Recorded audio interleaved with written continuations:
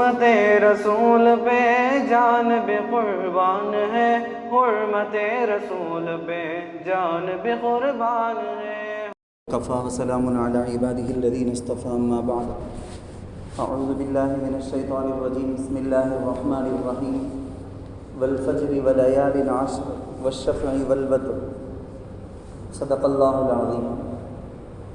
عن ام سلمة رضی اللہ تعالی عنہا قالت قال رسول اللہ صلی اللہ علیہ وسلم من رأى هلال ذی الحجة وأراد أن يضحي فلا يأخذ من شعره وأظفاره، رواہ مسلم۔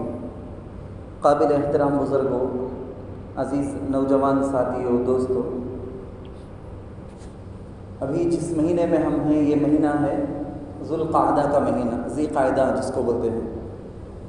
اس کے بعد جو مہینہ شروع ہونے والا ہے ذی الحجہ کا مہینہ ہے۔ ذی الحجہ جو مہینہ ہے، اس مہینے کے بارے میں، اس مہینے کے دن و رات کے بارے میں، اس مہینے کے شروع کے 10 دن اور رات کے بارے میں، اس مہینے کے اندر آنے والی عبادتوں کے بارے میں، اور اس مہینے کا اللہ کے رسول صلی اللہ علیہ وسلم نے کیا مقام مرتبہ بتایا ہے اس کے بارے میں، ایسی کئی ساری چیزیں ہیں، جدا جدا مختلف چیزیں، وہ ساری چیزوں کو آپ کے سامنے بیان کرنا آج کا مقصود ہے۔ آپ کو اچھی طرح پتہ ہے کہ رمضان المبارک کا جو بابرکت مہینہ آیا تھا، وہاں اسی وقت سے عبادتوں کا ایک سلسلہ کنٹینیوسلی سلسلے وار عبادتیں چل پڑی تھیں۔ رمضان کے دنوں میں روزے، راتوں میں تراویح، تو رمضان خود پورا کا پورا مہینہ وہ عبادت کا بہترین مہینہ۔ اس مہینے کے ختم ہوتے ہی فوراً عید الفطر، شوال کی 1 تاریخ، شوال کی 1 تاریخ سے اشہر حج، الحج اشہر معلومات، حج کے چند مہینے متعین ہیں اللہ نے فرمایا، تو شوال کی 1 تاریخ سے اشہر حج شروع۔ جیسا کہ میں اس سے پہلے بھی تذکرہ کیا تھا کسی اور مقام کے اندر، کہ اس زمانے کے اندر حج کو جانے والے لوگ عید ہوتے ہی فوراً نکل جاتے تھے، یا بعض تو اس سے پہلے تو 6 مہینے پہلے نکل جاتے تھے جن کو حج کو جانا ہوتا۔ پھر سمندر کے ذریعے سے، کشتیوں کا، جہاز کے ذریعے سے سفر کا زمانہ شروع ہوا۔ پھر اس کے بعد اور آسان ہوتے ہوتے ہوتے ہوتے آج جو ہم لوگ کمزور ہیں، تو ہمارے ایمان کے کچا ہونے کی وجہ سے اللہ تعالیٰ نے راستوں کو بہت پکا کر دیا، ہر جگہ ہر چیز، ہر جگہ کو ایئر کنڈیشنر اللہ بنا دیا، اسی لیے کہ کمزور ایمان کے ساتھ قربانیاں بھی اگر ہوگی تو ہو سکتا ہے کہ عبادت سے پیچھے ہٹ جائیں، وہاں کی گرمی مجھے برداشت نہیں، وہاں کی فلاں مجھے برداشت نہیں، یہ نہیں ہو سکتا، بھوک سنبھالنے نہیں ہوگا، پیاس برداشت کرنے نہیں ہوگا، ایسا بول بول کے کوئی عبادت سے محروم نہ ہو جائیں۔ اللہ کا یہ فضل ہے ہم پر کہ ہم لوگ جتنے کمزور ہوتے جاتے ہیں سہولتیں اللہ اور زیادہ کرتے جاتے ہیں، کہ ان سہولتوں کے ساتھ بھی تو کر لے غنیمت ہے۔ خیر، عبادتوں کا ایک سلسلہ ہے حج، اسی وقت سے، اسی وجہ سے مسئلہ ہے، علماء لکھتے ہیں، مفتیان کرام لکھتے ہیں کہ شوال کی پہلی ہی تاریخ کو اس سال جس کو حج کرنا ہے، احرام کے کپڑے نیت کر کے باندھ لیا، احرام باندھنے کا وقت شروع ہو گیا، تو اس لیے صحیح ہے، کیونکہ شوال 1 سے، شوال پورا مہینہ، ذی قعدہ پورا مہینہ، ذی الحجہ کے 10 دن، یہ پورا کا پورا اشہر حج، اس کو قرآن کریم کے اندر اللہ تعالیٰ فرماتے ہیں۔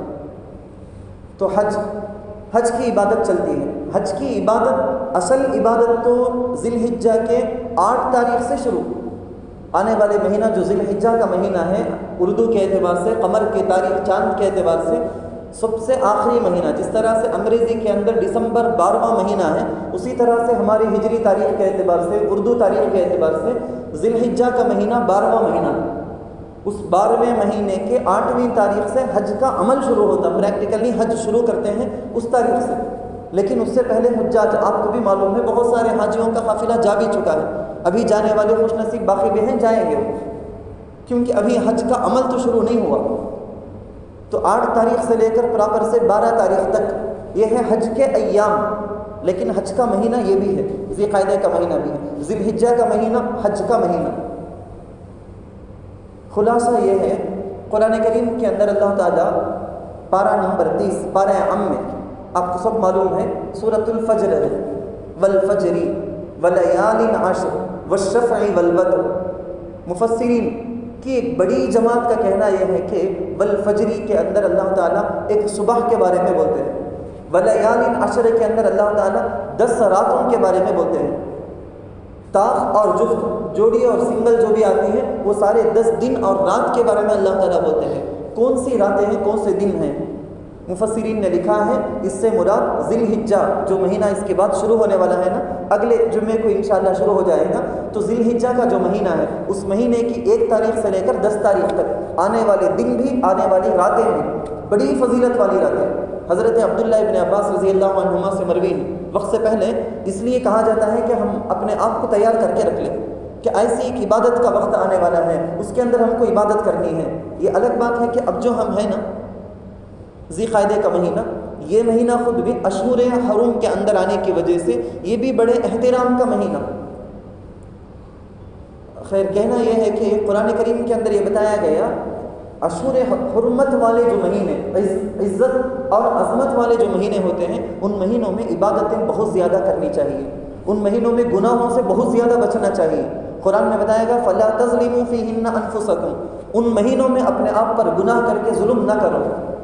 ان مہینوں میں حضرت علامہ ابو بکر جساس رحمۃ اللہ علیہ بہت بڑے مفسر ہیں، وہ ایک بات بولتے ہیں، پوائنٹ آپ سمجھنے کی کوشش کریں۔ حضرت کہتے ہیں کہ حرمت والے مہینے بول کے اللہ 4 مہینوں کو بولتا ہے، ان مہینوں میں اگر کوئی مسلمان مرد یا عورت عبادت کرنے کی عادت ڈال لے، ان 4 مہینوں میں عبادت کرنے والا سال کے بقیہ دنوں میں بھی بہت ایزی سے، بہت آسانی سے عبادت کرنے لگے گا، اس کو اللہ اسی توفیق دے دیتے ہیں۔ ان 4 مہینوں میں، حرمت کے 4 مہینوں میں کوئی بندہ، ذی الحجہ بھی اسی میں سے ہے، کوئی بندہ اگر گناہوں سے بچنے کی عادت ڈال لے تو بقیہ دنوں میں بھی بہت ایزی کے ساتھ، بہت آسانی کے ساتھ گناہوں سے بچنے کی ایک عادت بن جائے گی، طبیعت ہو جائے گی اس کی۔ تو اللہ تعالیٰ ہر چیز کے پیچھے ایک حکمت رکھتے ہیں۔ خیر کہنا یہ ہے ذی الحجہ کی 10 راتیں، 10 دن حضرت عبداللہ ابن عباس رضی اللہ عنہما سے مروی ہیں، آپ کو اور اچھی طرح بات سمجھ میں آ جائے گی۔ ما من ایام احب الی اللہ، حضرت عبداللہ ابن عباس فرماتے ہیں کہ اللہ کے رسول صلی اللہ علیہ وسلم نے ارشاد فرمایا کوئی دن ایسے نہیں ہیں جن میں عبادت کرنا اللہ کو بہت زیادہ پسند ہو۔ کون سے دن ہیں وہ؟ کون سے دن ہیں؟ خود روایت کے اندر ہے کہ ذی الحجہ کے 10 دن، ذی الحجہ کا جو مہینہ آئے گا، ذو الحجہ جس کو بولتے ہیں، اس مہینے کے شروع کے 10 دن اور رات ہے نا، ان دنوں میں جو عبادت کی جاتی ہے، ایسی پسندیدہ عبادت اللہ کو اور دنوں میں نہیں ہوتی۔ علماء نے لکھا ہے سال بھر میں 12 مہینے میں رمضان کے بعد اگر کسی دن یا رات کو فضیلت ہے، بڑا مقام ہے، تو ذی الحجہ کے 10 راتوں کو، 10 دنوں کو۔ میں اس سے پہلے بھی آپ کو بتایا ہوں، سال بھر میں جتنی راتیں ہیں نا، تمام راتوں میں سب سے بیسٹ اور سب سے افضل رات لیلۃ القدر، قدر کی رات۔ ویسے دنوں کے اعتبار سے اگر دیکھا جائے تو ذی الحجہ کی 90ویں تاریخ جس کو ہم عرفہ کہتے ہیں، یوم عرفہ، وہ دن بڑی فضیلت والا دن ہے۔ دن کا مطلب ڈے، صبح کے سورج کے طلوع ہونے سے غروب ہونے تک سال بھر میں جتنے دن ہیں ان دنوں میں سب سے زیادہ فضیلت والا دن۔ میں آپ کو چند باتیں، مختلف باتیں جو تفسیر اور حدیث کے اندر لکھی ہوئی ہیں وہ بتاتا ہوں، میں آپ کو اہمیت سمجھ میں آ جائے گی۔ ذی الحجہ کے دن اور رات کے بارے میں کتنی ساری باتیں بتائی گئی۔ پہلی بات یہ بتائی گئی کہ اشہر حرم میں سے ہے تو ذی الحجہ کا مقام بڑھ گیا۔ نمبر 2 بتایا گیا کہ سال بھر میں مسلمانوں کو آنے والی 2 عیدیں، ایک عید تو آ جاتی ہے شوال کی 1 تاریخ کو، عید الفطر، رمضان ہوتے ہی فوراً۔ دوسری عید جو آتی ہے ذی الحجہ کی 10 تاریخ، ذی الحجہ کے مہینے میں عید آتی ہے، تو اس مہینے کا اللہ کے نزدیک کیا مقام مرتبہ ہے سمجھ سکتے ہیں۔ اسی مہینے کے اندر وہ عرفہ کا دن ہے، جس دن کے بارے میں اللہ کے رسول صلی اللہ علیہ وسلم نے ارشاد فرمایا، اللہ کے رسول ہمیشہ روزہ رکھتے تھے، عرفے کا روزہ ہمیشہ رکھتے تھے، بلکہ ذی الحجہ کے 10 دنوں میں سے 9 دن روزے کے ساتھ رہتے تھے اللہ کے رسول۔ 10ویں تاریخ تو عید کا دن ہے، اس دن سے روزہ رکھنا منع۔ تو عرفہ کا دن جس کے بارے میں اللہ کے نبی صلی اللہ علیہ وسلم نے فرمایا کہ رات میں کھڑے ہو کے عبادت کیے تو شب قدر میں عبادت کرے جیسا نفلی اعتبار سے اتنا ثواب ملے گا۔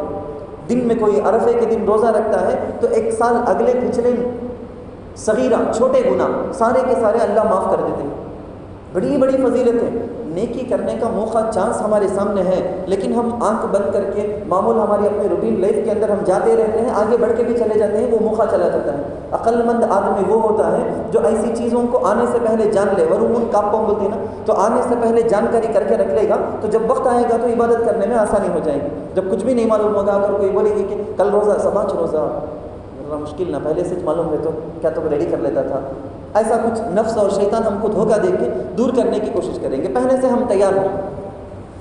عرفہ، الحج العرفۃ، اللہ کے رسول صلی اللہ علیہ وسلم نے فرمایا حج میں جتنے اعمال کیے جاتے ہیں نا، ان سب میں ریڑھ کی ہڈی کے جیسے جو مین عمل ہے وہ ہے عرفہ، وقوف عرفہ، عرفے میں ٹہرنا، میدان عرفہ کے اندر ٹہرنا، بڑی اہم عبادت ہے۔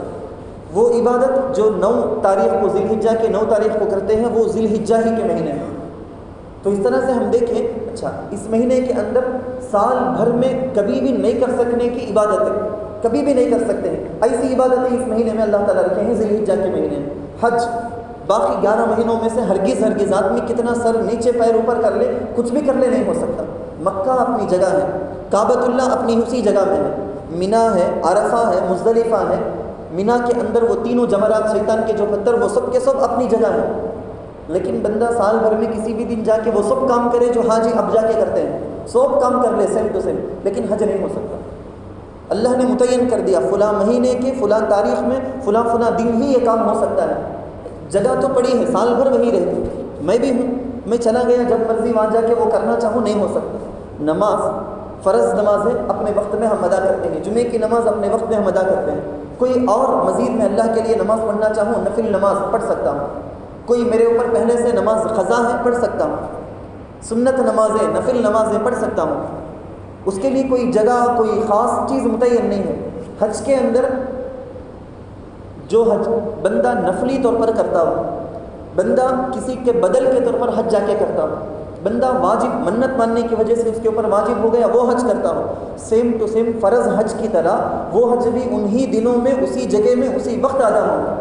اس میں آپشن نہیں کہ جب چاہے بھائی نفل حج نہ ابھی جا کر لو، شوال میں، رمضان میں، نہیں ہو سکتا۔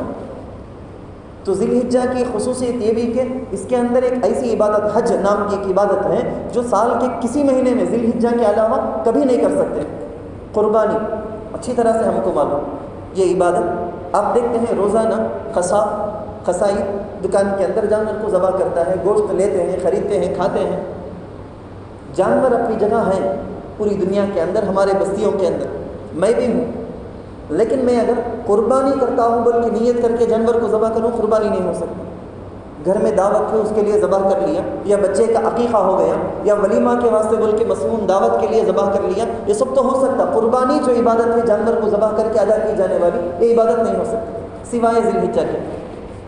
صرف ذی الحجہ میں، وہ بھی متعین کر دیا گیا 10، 11، 12 ذی الحجہ کی 10 تاریخ عید کے دن، اس کے بعد کے 2 دن، اس کے علاوہ کبھی نہیں کر سکتے۔ آپ ذرا سمجھنے کی کوشش کریں ذی الحجہ کا کتنا بڑا مقام مرتبہ ہے، اس کے اندر کیسی ساری چیزیں ہیں۔ تکبیر تشریق، شریعت کے اندر، شریعت اسلامیہ میں کسی چیز کو اگر اللہ رسول خود بولیں کہ اس کو بلند آواز سے بولنا، اس کو جمع ہو کے کرنا، اس کو سنگل کرنا، جو عبادت جیسی بولے ویسے ہی کرنا ضروری۔ جمع ہو کے کرنے بولے اسے سنگل کرے، نہیں ہو سکتا۔ سنگل کرنے کے لیے بولا گیا جمع ہو کے کرے، بدعت، غلط، گنہگار ہوگا بندہ۔ تو بلند آواز سے ادعوا ربکم تضرعا وخفیا، دعا کرنا ہے۔ ہدایت کیا ہے اسلام کی طرف سے؟ اللہ کے پاس دعا کرنا ہے، مانگنا ہے کوئی چیز، اس میں بلند آواز چیخ و پکار نہیں، ذکر کرنا، تسبیح کرنا، چیخ و پکار نہیں، سب مل کے چیخنا نہیں ہے، آہستہ آہستہ سب اپنی اپنی چیخ پکار نہیں ہے۔ لیکن شریعت کے اندر صرف اور صرف ذی الحجہ کے 9 سے لے کر 13 تک، 9، 10، 11، 12، 13 معلوم ہے ایام تشریق، ہم فرض نمازوں کے بعد بلند آواز سے تکبیر تشریق کہتے ہیں، بلند آواز سے۔ یہی کام اگر کوئی دوسری جگہ میں، دوسرے وقت میں یہی تسبیحیں اگر پڑھے تو بدعت، غلط، اسلام کے خلاف۔ لیکن ان دنوں میں خاص وہ عبادت، اس کو کرنا واجب کیا گیا ہمارے اوپر۔ اب ذرا سمجھنے کی کوشش کریں ذی الحجہ کی کتنی اس کی فضیلتیں، اس کا مقام مرتبہ کتنا بلند ہے، کتنی ساری چیزیں اس کے اندر جمع ہیں۔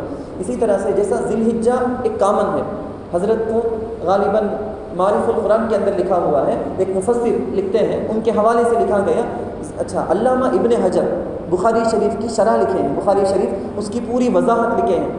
بخاری شریف ஹதீஸுடைய ஒரு கிரந்தம், ஒரு புத்தகம். அதனுடைய விரிவுரை எழுதியவர் அல்லாமா இப்னு ஹஜர் அஸ்கலானி ரஹ்மத்துல்லாஹி அலைஹி.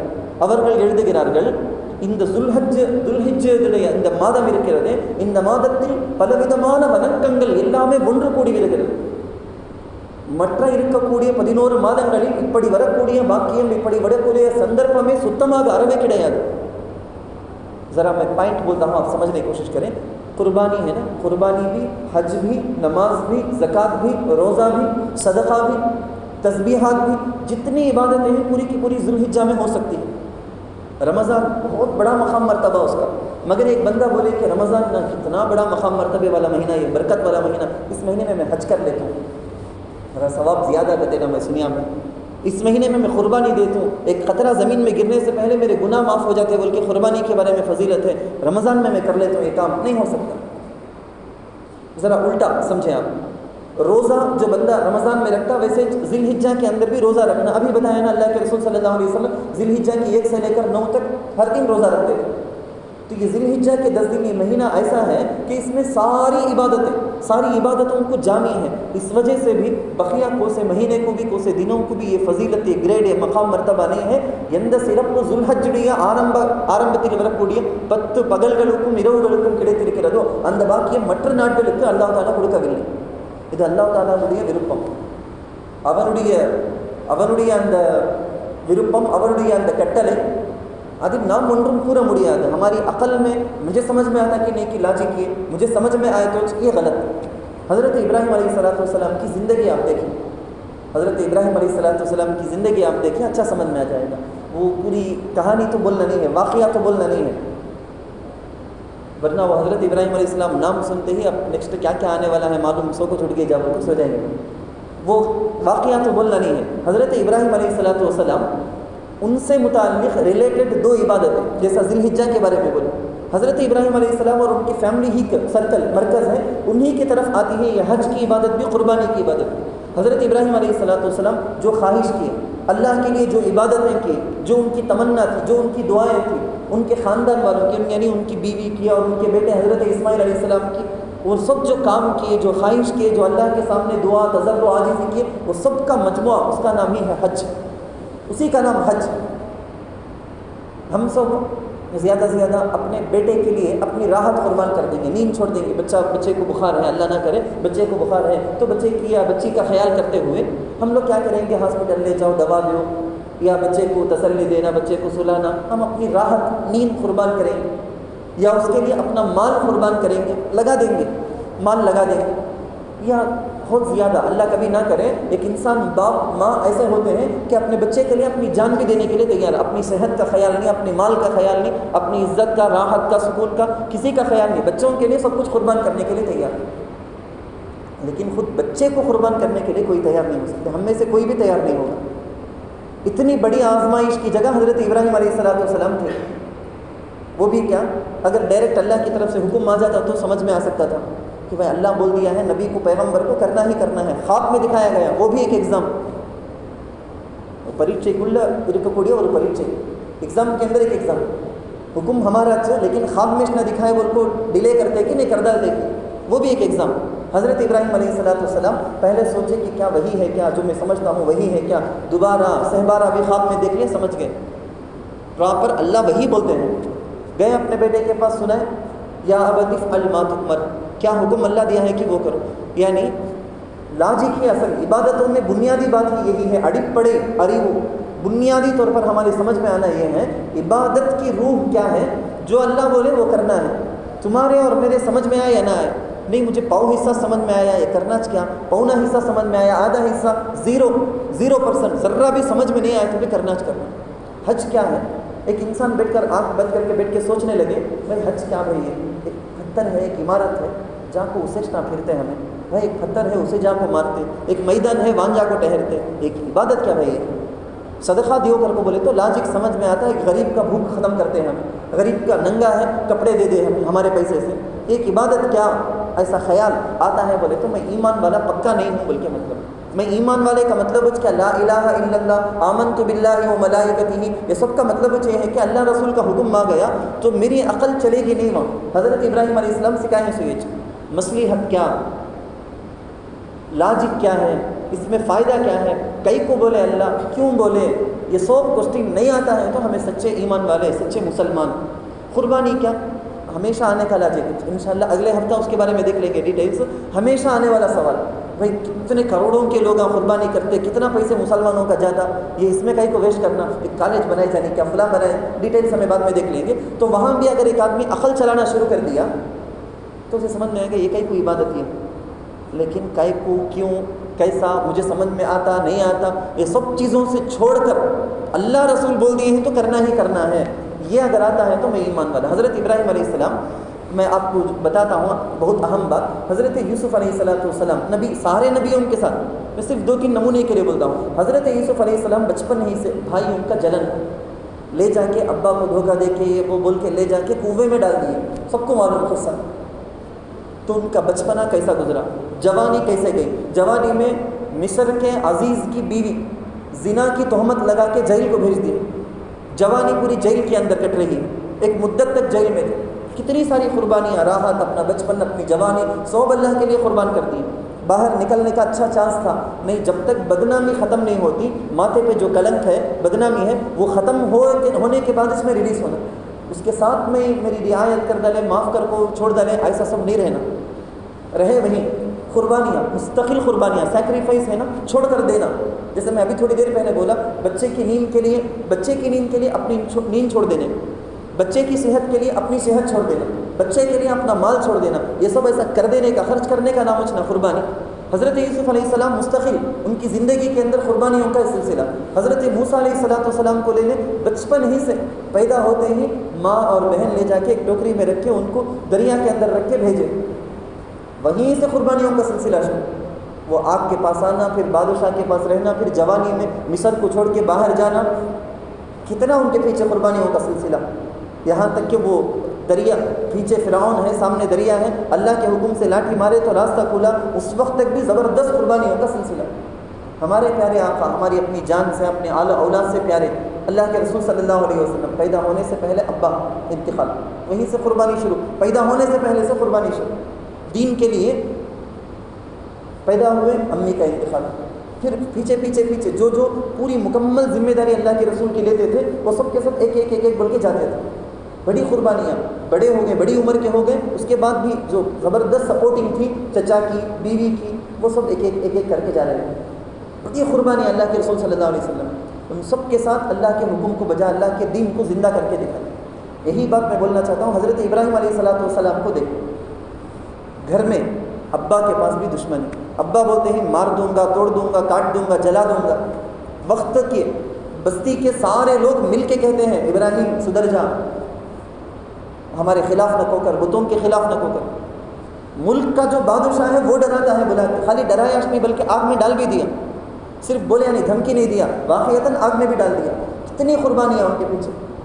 پھر بیوی کو اور چھوٹے بچے، بیوی کو لے جا کے بالکل جنگل و بیابان میں جہاں کوئی بھی نہیں ہے، بواد غیر ذی زرع عند بیتک المحرم، وہاں جا کے چھوڑ کر آ گئے، کتنی بڑی قربانی۔ پھر وہ بچہ جب دیکھنے کے لائق بڑھ کر بڑا ہوا، اب آنکھوں کی ٹھنڈک بننے کا وقت تھا، باپ کا سہارا بننے کا تھا، ایسے وقت میں بولا گیا تمہارے چھان سے چھری لے کو ذبح کرو بچے کو، قربانی۔ یہ قربانیوں کا سلسلہ۔ حضرت ابراہیم علیہ السلام کا نام، صرف حضرت ابراہیم کا نام 60 پر 6 مرتبہ پورے قرآن کے اندر آتا ہے۔ ان کو اللہ ایسا، ان کی ایسی تعریف کرتے، اللہ جگہ جگہ تعریف کرتے۔ ان کے ابا سے انہوں کیا بات کری، ان کا کیا جواب تھا، قوم کو کیا جواب دیے، بچپن میں کیسے تھے، جوانی میں کیسے تھے، اپنی بیوی کو کیا بول رہے تھے، اپنے بچے کو، اپنی قوم کو کیسا سمجھائے، بادشاہ کے پاس کیسی بات کرے، پوری چیزوں کو اللہ خوش ہو کے بولتا ہے، ہمارے لیے خوش ہو کے اللہ بیان کرتا۔ تقریباً آدھا یا پاؤ قرآن ہی تلاوت کر دینا اگر اس کے بارے میں آیتیں بولنا ہو۔ مستقل ایک سورت کا نام سورت ابراہیم رکھ کے اللہ ان کی خوبصورتی دیتا ہے، سورت ابراہیم کر کے نام رکھ کے۔ پورے قرآن کے اندر صرف 2 نبی کی اتباع کی ہم کو حکم ہے۔ اللہ نے کہا کہ حضرت ابراہیم علیہ السلام کی جو سیرت ہے نا، اے امت محمدیہ، اے مسلمانوں، تم کو تمہارے اپنے لیے رول ماڈل اس کو بنا سکتے ہیں۔